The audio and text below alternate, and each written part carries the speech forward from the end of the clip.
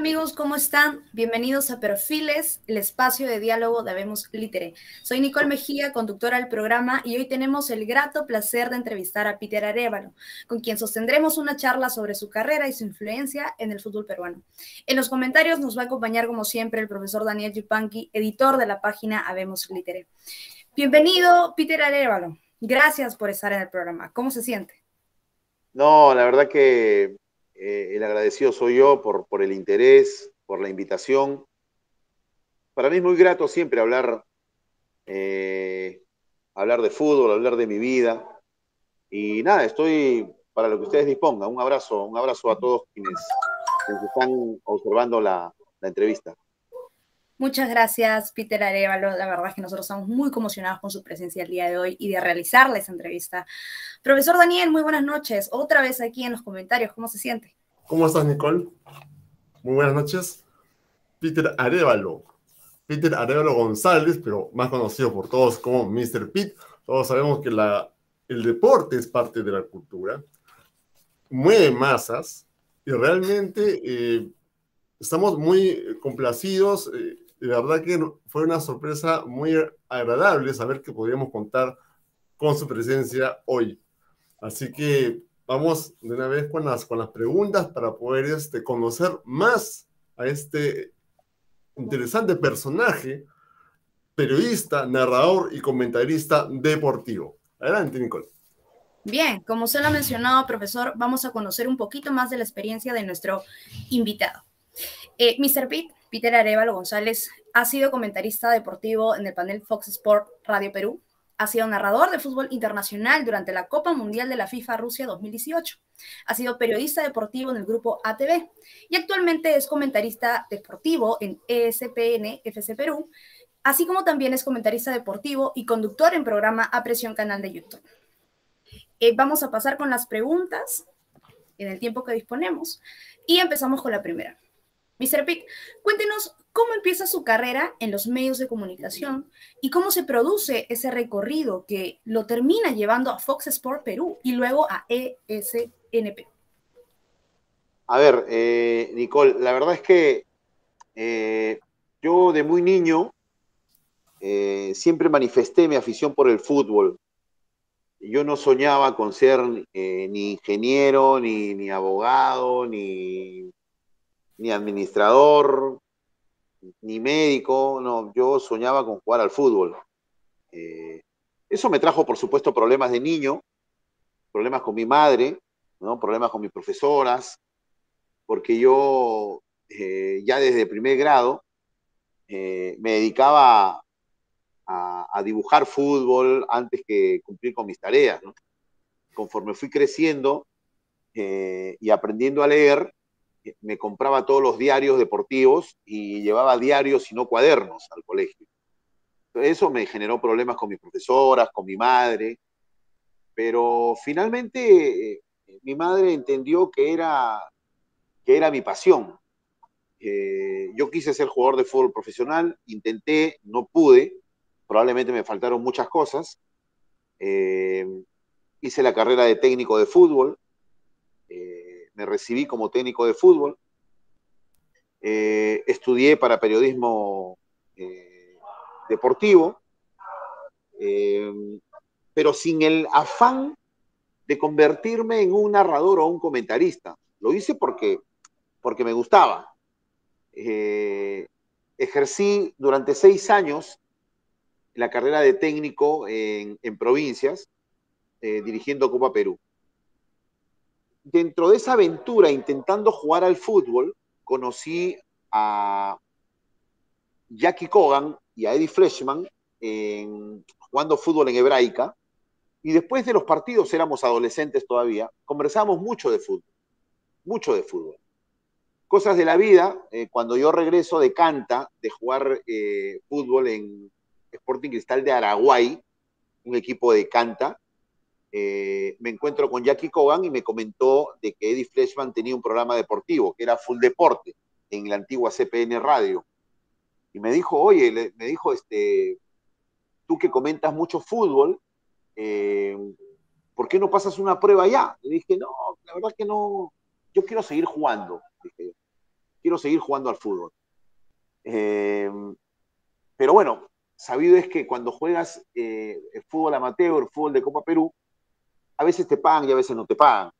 Yo tenía una responsabilidad ya, porque yo a los 25 años ya me había casado, y obviamente tenía que buscar algo formal. Entonces hice la prueba y ante mi sorpresa me quedé. Me quedé en la antigua CPN Radio con Eddie Freshman, con Sami Sadovnik, con Gonzalo Núñez, y en fin, con muchos periodistas que ya tenían una carrera, ya tenían un nombre ganado dentro del periodismo deportivo. Y desde ahí no paré, desde el año 95 no paré hasta ahora. Pasé por Fundeporte, pasé por ATV, pasé por CMD, hasta llegar a Fox Sports Radio Perú, que para mí fue una sorpresa. No pensé siquiera que me llamarían. Me llamaron, estuvimos ahí 2 años.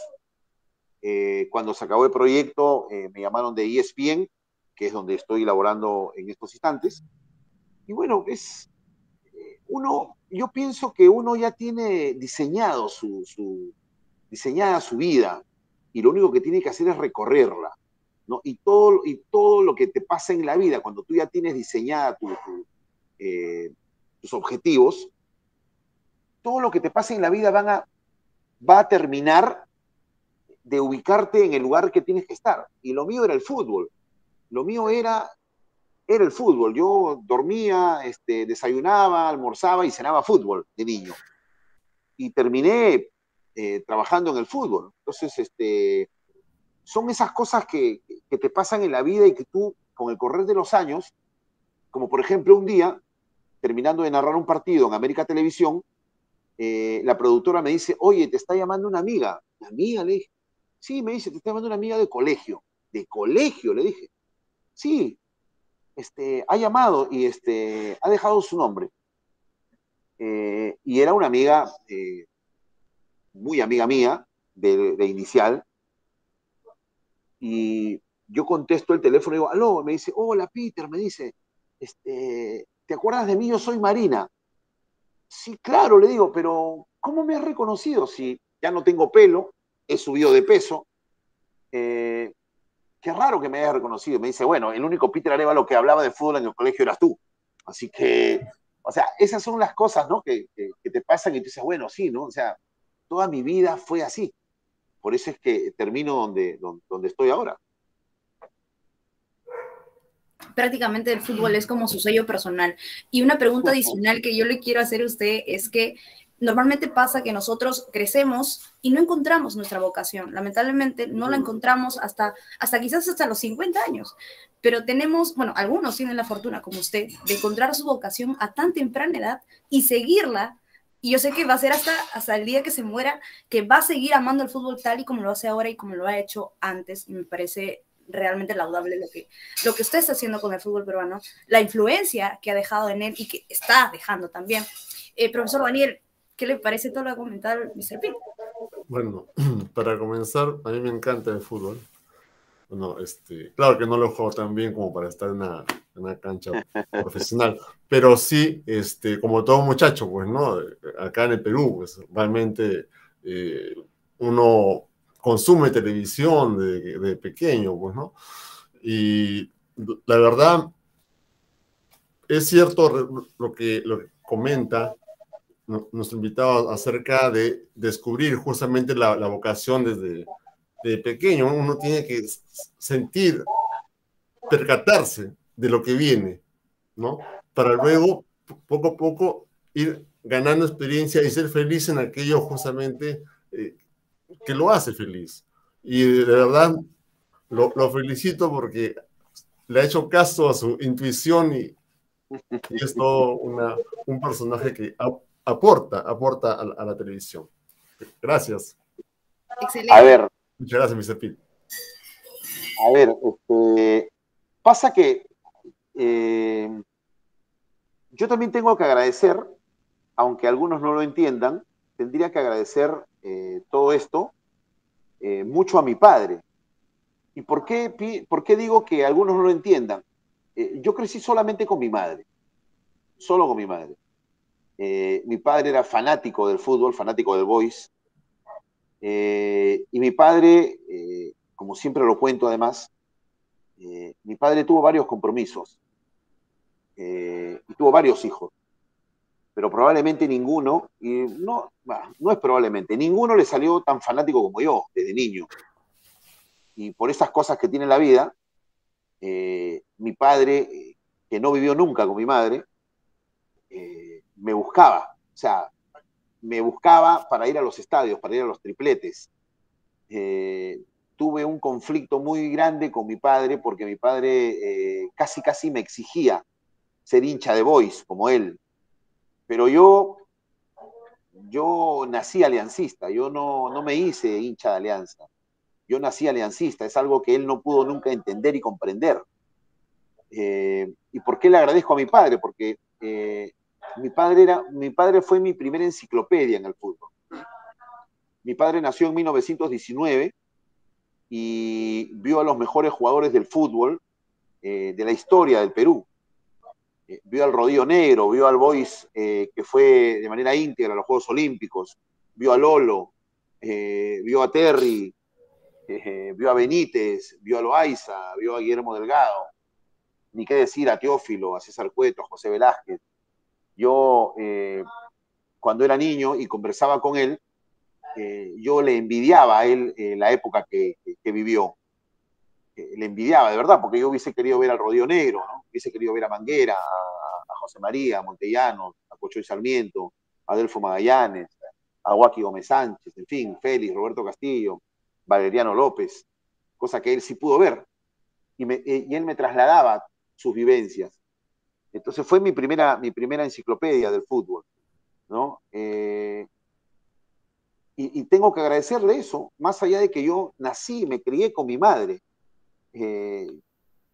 Mi madre es la que acompañó mis sueños, la que fue cómplice de mis sueños, ¿no? Es más, yo a los 11 años, jugando pelota en el barrio, sufrí un accidente automovilístico, producto de que un Enatro Perú de aquel entonces me atropelló y me rompió la pierna izquierda. Cuando me llevan en el bus al seguro, a emergencia, lo primero que yo hago es preguntarle a mi madre: mamá, ¿voy a jugar al fútbol? ¿Voy a poder jugar al fútbol? Yo tenía 11 años. Yo tenía 11 años cuando me atropelló el bus, con la pierna destrozada. Lo primero que hice en el bus, rumbo a emergencia, es preguntarle a mi madre: mamá, ¿podré jugar al fútbol?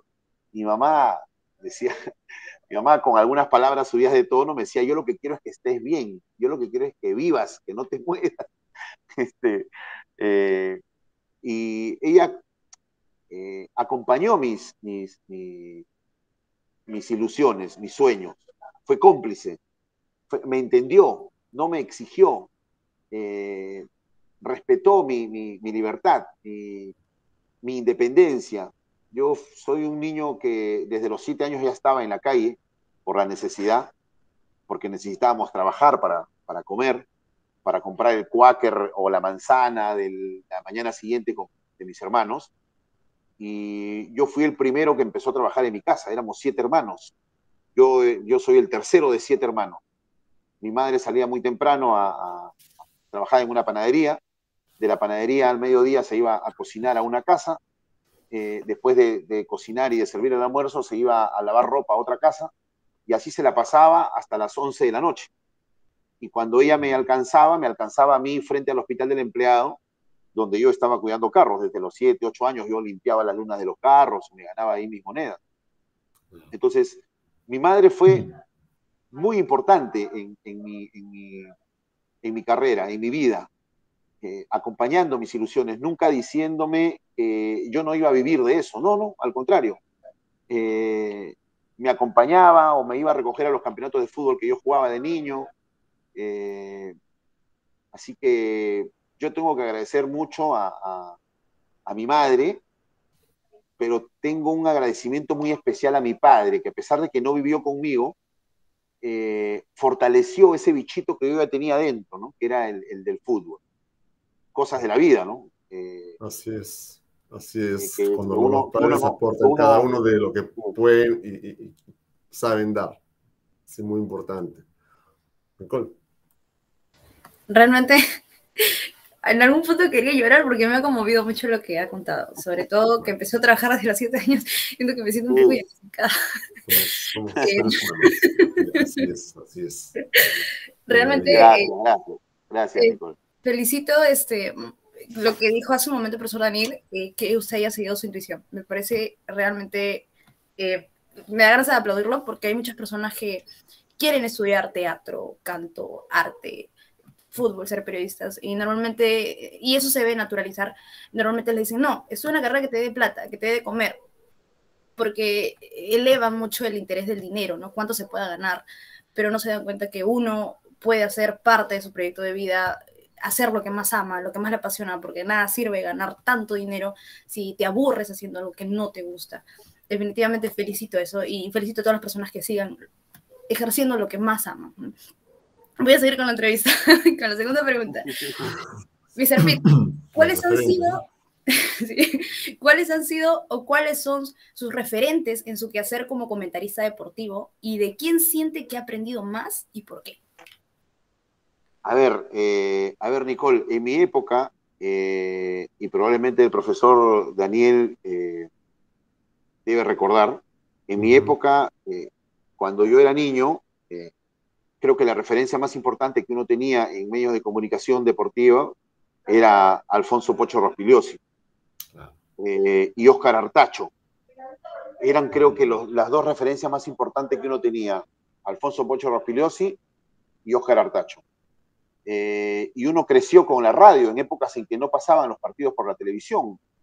Uno creció con la radio, escuchando, imaginándose, ilusionándose, muchas veces soñando a través del relato que uno estaba en el estadio. Y eso motivó mi inquietud desde muy niño de ir a los estadios, porque yo quería saber cómo eran los estadios, quería estar en un estadio. Las pocas veces que transmitían por televisión los partidos, yo, en mi niñez, en mi desconocimiento, yo decía, pero ¿cómo hacen para pasarse, para estar toda la tribuna llenas, se pasan de una tribuna a otra? Yo quiero, entonces, muchas cosas, muchas cosas. Y entonces, creo que los principales referentes para los de mi generación fueron Alfonso Pocho Rospigliosi, el papá de Miki Rospigliosi, y don Óscar Artacho, ¿no? Dos estilos totalmente distintos, uno más pasional que otro más didáctico, ¿no? Como Óscar Artacho, para explicarte las cosas, para dar un comentario, y Pocho era todo emoción, todo pasión, ¿no? Entonces, marcaron, creo que para mí, la ruta más importante para hacer un poco de los dos, ¿no? Y en cuanto a las narraciones, yo crecí con la narración de Luis Ángel Pinasco, de Humberto Martínez Morosini, ¿no? Y de José María Muñoz, el narrador argentino que a través de Radio Ovación tú lo podías escuchar narrando el Mundial de Argentina 78. Entonces, esos han sido mis referentes en el periodismo. Y no me quiero olvidar de alguien que sabía todo, ¿no? Que es don Eduardo San Román, que era conocido como la catedral del deporte. La catedral. Para mí, debe haber sido en la historia del Perú, del periodismo deportivo peruano, el mejor periodista. ¿Por qué? Porque no solamente hablaba de fútbol, te hablaba de atletismo, te hablaba de vóley, te hablaba de básquet, te hablaba de boxeo, te hablaba de billar, te hablaba de todo. Era un tipo que sabía todo y te lo explicaba además todo. Creo que fue el mejor periodista deportivo del país, de la historia. Porque después, todos nosotros en su mayoría, más allá de que yo sí puedo jactarme de manejar boxeo, vóley, básquet y obviamente el fútbol, pero después la mayoría hacemos fútbol. Somos periodistas deportivos, entre comillas, porque lo que hacemos es fútbol. Sin embargo, don Eduardo San Román ha sido el periodista deportivo más completo que yo he podido escuchar y leer, ¿no? Sí. Qué interesante lo que menciona, esa última parte de que somos pues periodistas deportivos, entre comillas, porque lo que hacen es fútbol, y en parte creo que es cierto, porque, por ejemplo, cuando se transmiten, o bueno, ya ahora no he visto mucho últimamente, pero se transmitían antes que yo veía, eh, cuando la selección peruana de vóley jugaba, y no tenía tanta ovación como lo hacía nuestra selección peruana de fútbol, ¿no?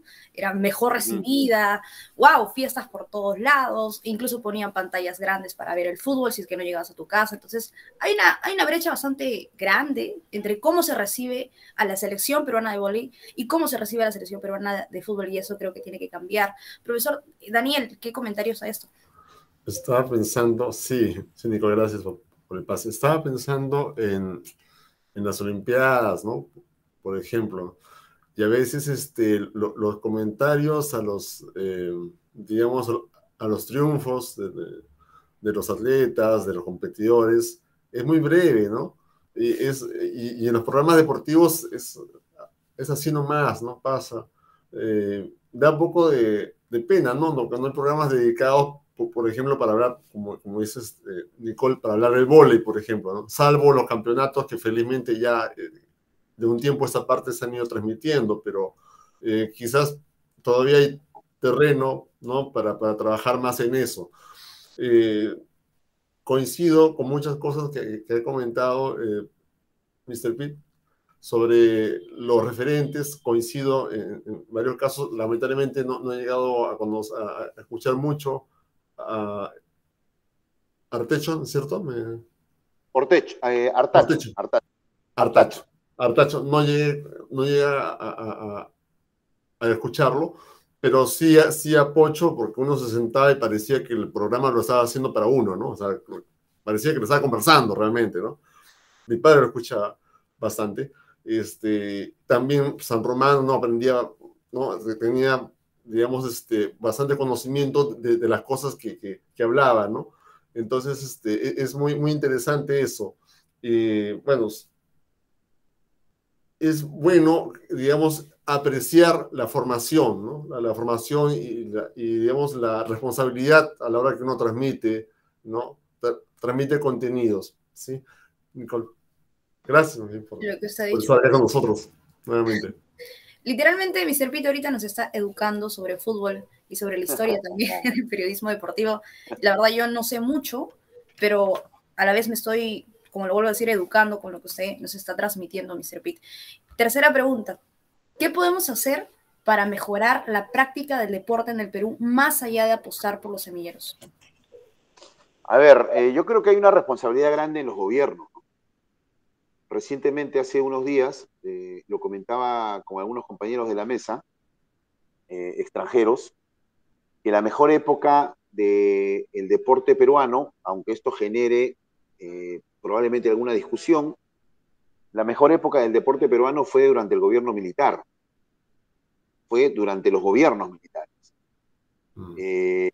Entre el gobierno de Velasco y entre el gobierno de Morales Bermúdez, Perú fue campeón sudamericano en básquet, Perú fue campeón sudamericano en vóley, Perú fue campeón sudamericano en fútbol, Perú fue campeón sudamericano en atletismo.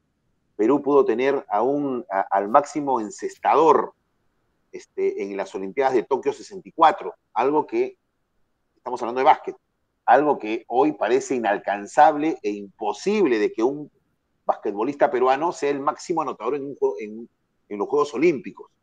Es imposible. Tuvimos boxeadores que alcanzaron el título, que alcanzaron a disputar el título mundial. Éramos campeones latinoamericanos y sudamericanos de boxeo.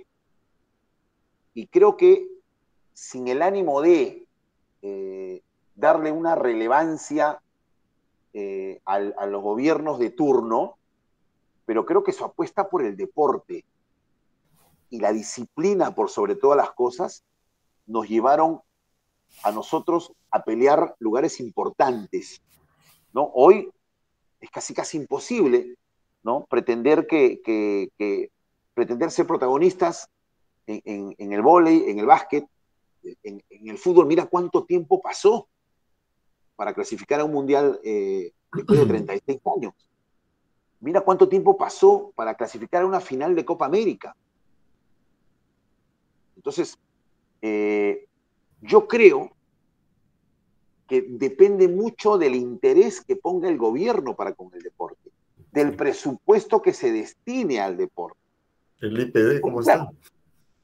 Porque claro, nuestras autoridades, antes de convertirse en autoridades, prometen muchas cosas y muchas veces utilizan el deporte para llegar a su objetivo, para convertirse en autoridad, para convertirse en congresista, para convertirse en, qué sé yo, en presidente o en alcalde, lo que sea. Utilizan al deporte para llegar. Pero cuando están en ese lugar, se olvidan del deporte. Entonces, hoy en día, que nuestros niños están con los aparatos en la mano y no tienen ningún incentivo para practicar deporte, es complicado que aparezcan nuevos talentos. Pasa en el fútbol, pasa en el fútbol, pasa en el vóley, pasa en todos los deportes.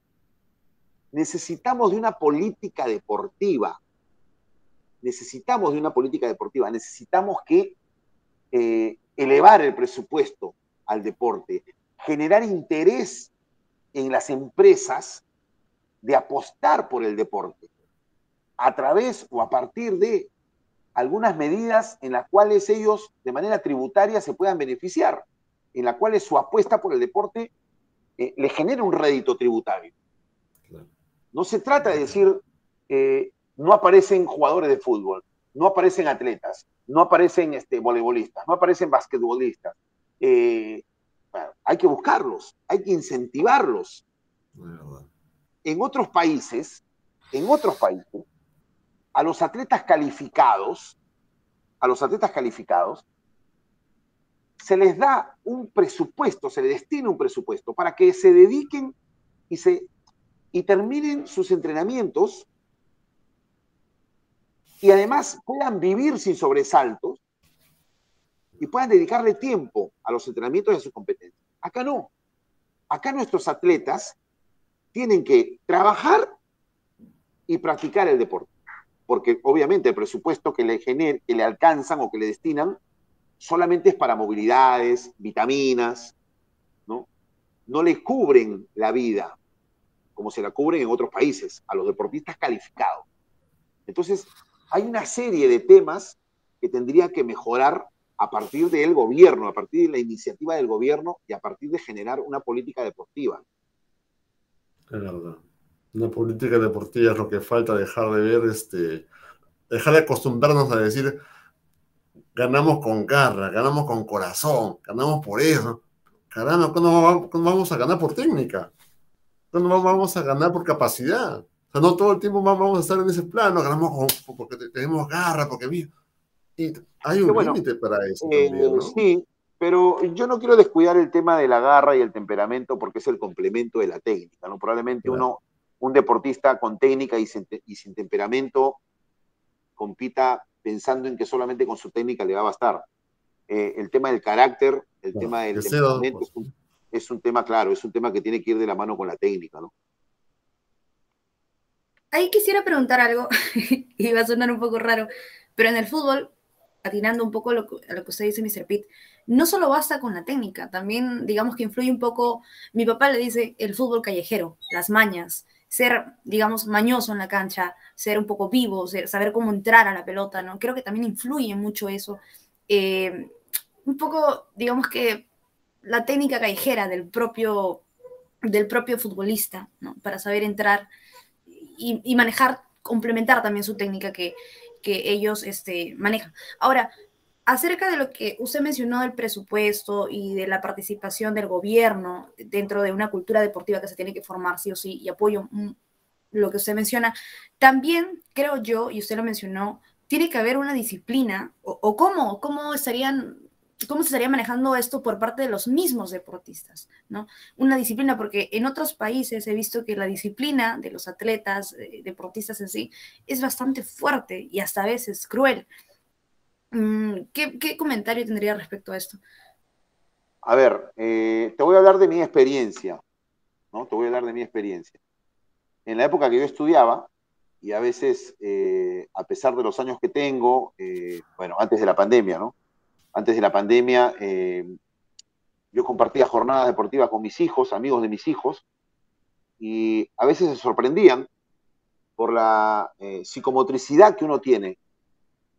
Eh, en mi colegio, yo estudié en Colegio Nacional, nosotros en nuestra época teníamos profesor de atletismo, profesor de vóley, profesor de fútbol, profesor de boxeo, profesor de básquet, y practicábamos todos los deportes. Todos los deportes. Obviamente había una disciplina que te la imponía el profesor. Entonces tú sabías que tú no podías faltar a las sesiones deportivas porque formaba parte de tus calificaciones. Habían campeonatos interescolares de atletismo, de vóley, de fútbol, de básquet, que iban fomentando en el niño y en las escuelas iban fomentando esa competitividad. Tú querías que tu colegio sea el mejor. A partir de que tú eras el mejor, tu colegio iba a ser el mejor. Y a partir de que tu equipo era el mejor, tu colegio era el mejor. Entonces, eso se ha perdido. Eso se perdió. Ya no hay ese movimiento masivo que antes había a partir de las competencias interescolares. No hay. Entonces, cuando hablamos de las competencias escolares, hablamos también de una disciplina que ibas adquiriendo en el centro de estudio.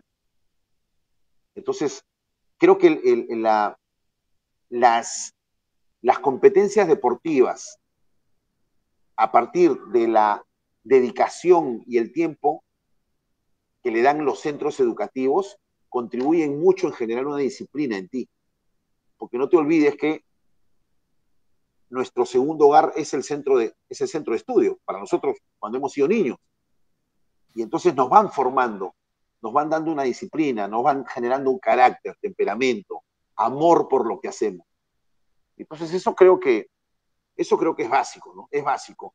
Tú le vas a poner mucho interés a partir de que veas seriedad, a partir de que veas dedicación en el maestro, en el colegio. Y eso pasaba conmigo, ¿no? Eso pasó siempre conmigo, ¿no? Cada vez que yo tenía que hacer una prueba de atletismo de salto largo, yo quería ganarla. Yo quería ganarla.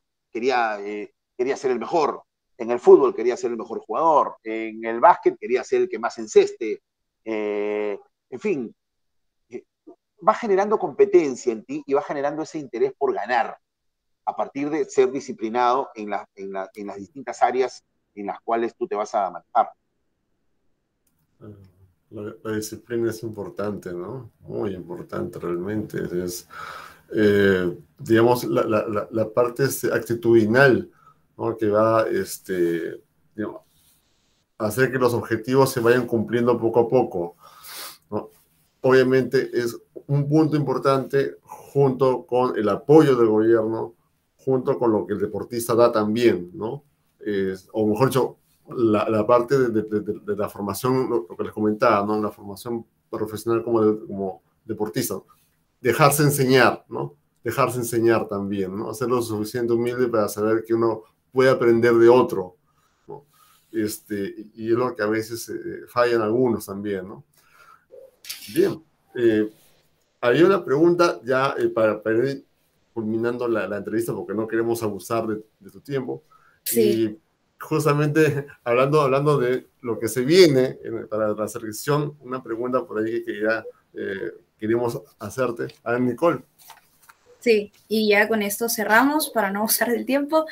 Esta última pregunta es la siguiente. ¿Esta parte del proceso clasificatorio le parece igual de complicado que en el 2017? ¿Cómo lo analizaría usted? Es más complicado.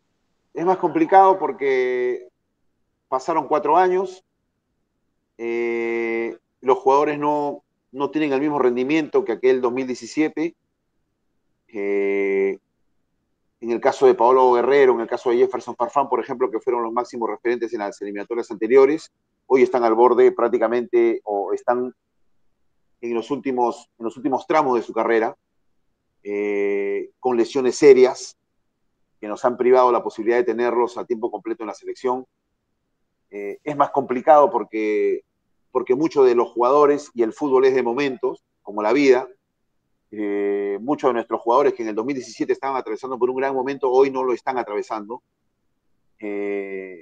Hoy Trauco no es titular, por ejemplo, el titular es Marcos López. Ramos no es ni la sombra de lo que fue el 2017, seguramente porque extraña a un Alberto Rodríguez que lo potenciaba a partir de jugar a su lado. Advíncula ha tenido un descenso en su juego.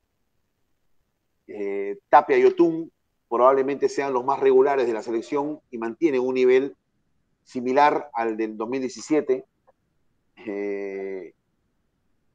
Y bueno, Farfán y Guerrero vienen de lesiones muy serias, ¿no? Entonces es más complicado. Es más complicado porque no aparecieron nuevos jugadores. A ver, Galese es el mismo del 2017, Advíncula también, Ramos también, Tapia también, Yotún también, Carrillo también, Flores también. Esta es la base, ¿no? Entonces estamos hablando de 8 jugadores que siguen siendo titulares. Apareció Callens, apareció López, apareció La Padula. Entonces, pero no hemos tenido una renovación como se da en otros países. Y se viene una jornada triple complicada, ¿no? Porque vamos a enfrentar a un Chile que desde lo individual tiene jugadores en ligas importantes, tiene jugadores en el Inter, tiene jugadores en el fútbol inglés, tiene jugadores en el fútbol español, algo que a nosotros nos cuesta. A nosotros nos cuesta posicionar jugadores en ligas importantes. Y ese es el mérito de Ricardo Gareca. Sin grandes individualidades, haber logrado cohesionar o haber logrado conformar una fuerza colectiva importante para hacerle frente a las individualidades que tiene Chile, que tiene Colombia, que tiene Uruguay, que tiene Argentina, que tiene Brasil. Entonces, yo pienso que nuestro objetivo no es ni el primero, ni el segundo, ni el tercero, ni el cuarto lugar. El primero, segundo y tercero se lo van a disputar Argentina, Uruguay y Chile, entre esos 3. Yo creo que Perú tiene que apuntar al 5º lugar, tal y conforme sucedió en las eliminatorias anteriores. Y después, ante el ganador de Asia-Oceanía, disputarse la posibilidad de ir al Mundial otra vez. Entonces, para mí es muy complicado, muy, muy complicado. Creo y quiero que Perú le gane a Chile, pero va a ser un partido durísimo, complicado. Es una final para los dos. Quien gane seguirá con la esperanza de ir al Mundial y quien pierda prácticamente le estará diciendo adiós al Mundial. Bueno, y es un clásico, no es un clásico, y ese clásico de eso. mueve masas. Y justamente en eso último, ya para terminar, que usted ha mencionado, en esa falta de jugadores que son los mismos de hace 3, 4 años, es donde se ve esa falta por parte del gobierno de implementar políticas en el deporte peruano, ¿no? Y alimentarlo y hacerlo crecer. Bueno, la verdad yo he estado feliz, profesor Daniel, yo sé que usted también, hemos estado muy conmocionados con volver a rendir con su presencia en Mr. Pitt, y qué bueno de verdad que me haya aceptado la entrevista y así poder abrir otro espacio dentro de este programa, porque nosotros, como le había comentado, entrevistamos a educadores, filósofos, personajes de diferentes profesiones, pero qué bueno que se haya abierto un espacio para entrevistar y hablar de deporte. Estoy feliz y espero que se abra más espacios para hablar de arte, para hablar, no sé, de cantantes. Quiero que se abran todos los espacios posibles para que eso se pueda transmitir al público y ellos puedan conocer más de ustedes, los entrevistados. Comentarios finales, Mr. Pitt, ¿cómo se ha sentido? Por favor. Yo bien, Nicole y Daniel, la verdad que a mí me da siempre, me genera mucha alegría, primero, que se interesen en uno para conversar, y después conversar. A mí me gusta mucho conversar, mucho hablar, de todo un poco, de la vida, que es lo que hago en el programa que tengo a las 7 de la noche. Converso mucho con la gente, con los chicos, y trato de no quedarme en el tiempo, de no quedarme en los 70, en los 80, trato de estar actualizándome para poder conversar con ustedes, los jóvenes. Así que para mí, no, yo me he sentido muy cómodo, muy feliz de conversar con ustedes. Estoy a la orden para cualquier otra oportunidad, para otra conversación, que espero se pueda dar pronto. Y nada, Daniel, Nicole, para mí ha sido muy grato estar en contacto con ustedes y ojalá que, al igual que yo, ustedes se hayan sentido bien. Créeme que ese ha sido, estimado Mr. Pitt. Estuvo con nosotros Peter Arévalo, reconocido periodista deportivo. Nicole, le doy el pase para el agradecimiento y las palabras ya de despedida. Gracias. Muchas, muchas, muchas gracias. Sé que al igual que nosotros, las personas que vean este video van a estar realmente felices y conmocionadas, y qué más, a los que más les gusta el deporte también seguro. Estuvimos en Perfiles con el periodista y comentarista deportivo Peter Arévalo. Queridos seguidores, me despido, nos despedimos y recuerden visitar nuestra página www.habemoslitere.com. Somos Letras y Comunicaciones para el Mundo. Hasta pronto. Hasta pronto.